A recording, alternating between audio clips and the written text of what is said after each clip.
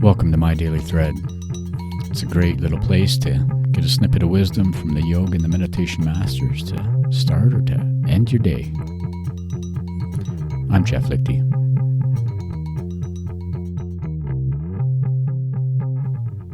All right, welcome back, my friends, to the thread, to the pod. I'm glad that you're here, and we've been talking about the niyamas from Patanjali.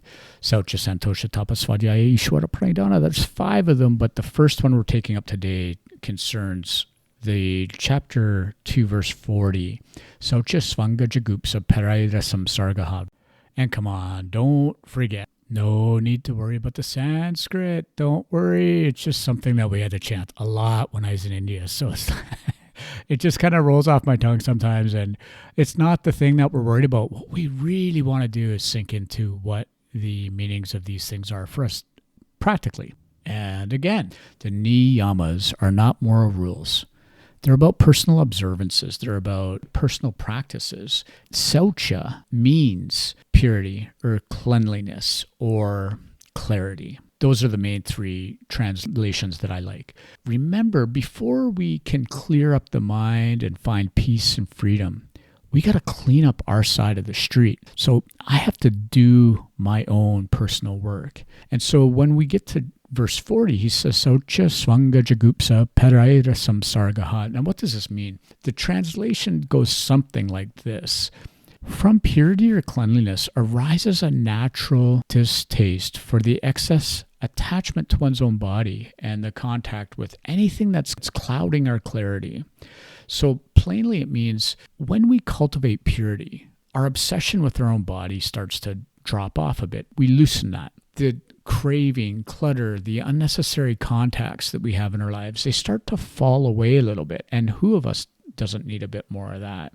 We stop feeding what agitates us. So in a way, Śauca is not about being clean, but it is cleaning up my act. I got to clean up my own act. I can't be hijacked by my impulses. So when you think about Śauca in the body, think about, what are you eating? Is it leaving you feeling light and clean and clear, or is it creating heaviness?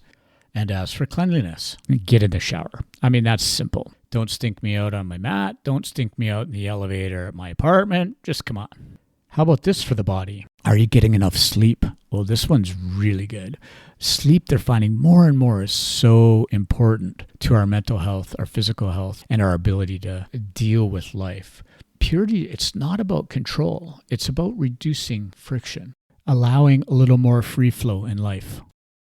But now let's think about the mind. How do you reduce the mental junk food that you've been taking? Doom scrolling, the Crisis News Network, CNN. I went down that rabbit hole recently with the World Economic Forum and what's going on there. I have to watch where I am repeatedly allowing my attention to go, because I would need to know, is it bringing clarity or is it bringing agitation? Again, is what you're doing bringing clarity or agitation? You've got today. That's what we have. I have one moment. It's this moment right now. So what one habit can I cultivate today? And does that habit create clarity or muddy my mind? Can we speak truthfully and cleanly? Are we reacting less? Are we finding clear responses? Or am I just in emotional reaction? That's a big one for me. Often when you think about Śauca in speech, we think, I need to speak, I need to say something. But silence can be like one of the cleanest options. In relationships, who are you spending your time with? Where are you letting your energy go? Is it being reciprocated? Maybe I have to clean up my side of the street when it comes to boundaries. Am I being clear with my boundaries? Is there a mismatch? Is there a mismatch of energy? Is there a mismatch in the ability to give and receive? We have to choose our people. We have to choose our environments. We have to choose the people that are going to support our own steadiness and our own clarity. And so finally, let's just think about this. Śauca teaches us that we don't need to add more to life to be free. We need to remove what's clouding our clarity. Remove the veil that's in front of what I'm really seeing. So allow purity and cleanliness to increase the lightness in our mind, increase steadiness in my heart, and then the path forward becomes more clear. And that's really what Śauca is about. It's about practical spirituality. And please remember, I'm only talking to you about the things I need to learn the most. So stay the course, friends. Keep cleaning up your side of the street. Good things are bound to come. And if you're liking the podcast, drop us a note or a question. I'm happy to respond and answer. Hey, and until we get a chance to connect again, Om. Peace out.